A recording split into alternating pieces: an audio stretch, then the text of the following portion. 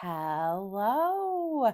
So today you may notice I'm not in my normal spot, and that is because I am at my parents' house and we play games here every Sunday. And a lot of the games that get played frequently have migrated to their house and are now here. So when I do videos and things, I can't show them to you because they're not here. So I decided to come over here so that I can show you some of those games. So these are some of my easiest to teach, most played games when we have new people over. These are the ones that we frequently pull off the shelf. We play it with the nephews, we play it with my parents, we play it with everyone. So first up is duck and cover. In this game, you will have a grid of cards numbered 1 through 12, and you are trying to, as a card comes out, cover up more and more cards so you can get down to ideally one pile. However many cards you have left, when one person does that, you will get points for, and you do not want that. You want the fewest points possible. And this game plays up to 8, I believe. Yes, up to 7. So it is a good game for a large group. Next up, we have Penguin Party. And in this game, you're all working to build a pyramid of cards. It's a Reiner Knizia classic. And it gets trickier and trickier because in order to place a card below it that's touching it must be the same color. So as this pyramid gets built up, there are fewer and fewer cards. And that means that there are going to be fewer and fewer colors available to play. So sometimes like one color may be completely eliminated from play and there's nothing you can do about it, but get stuck with the cards in your hand, which will give you snowballs, and you do not want those because they are negative points. Next up is Art Robbery. This is a game where you are playing numbered cards from your hand or playing cards with special abilities on them in order to take tokens from the center and trying to get the most points that way. There is a dog that you can have that will guard your stuff so that people can't steal from you, because people will be stealing from you. And when they do that, they are getting points that you would otherwise have. This game is tense. You play it over a few quick rounds and you are trying to be the thief who makes out with the most money.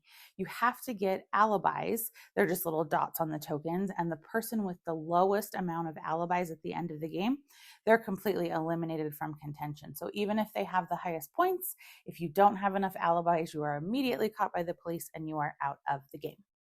Next up, we have Quicks. This is definitely one of our most played games. There are 2 white dice and then 4 dice that have colors on them. And you are going to be using a combination of the colored and the white dice to mark off items on your score sheet. And everybody else, when it is not their turn, gets an opportunity to mark off one thing as well. So the active player can potentially mark off 2. Everybody else can only mark off 1.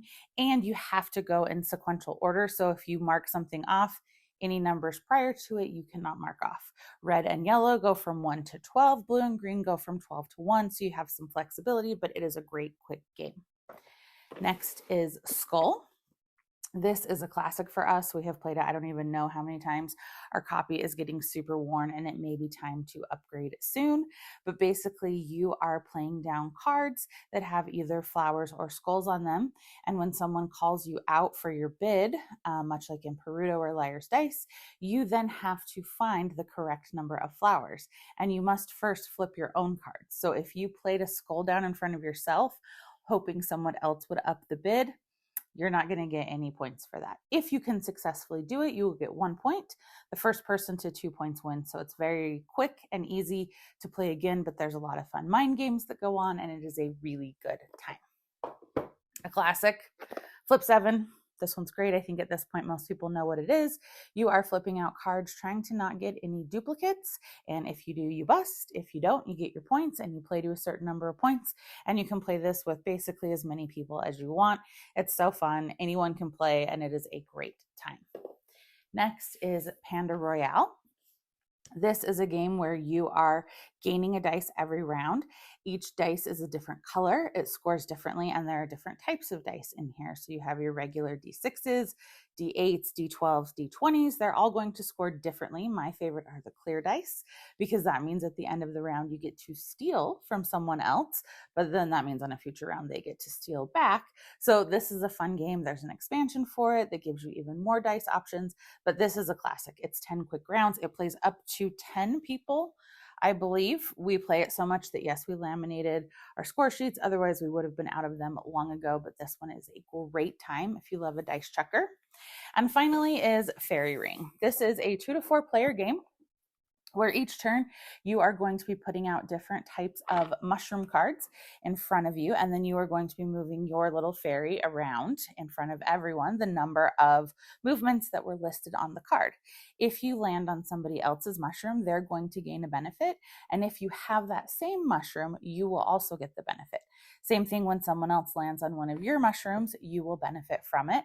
So you're trying to figure out, where do I want to place the mushroom within my area in front of me? Do I want to go really wide so I have a lot of mushrooms, or do I want some of my mushrooms to go tall to get the bigger benefit? It is a really fun time. I really enjoy this one. So those are some of the games that get played the most for us.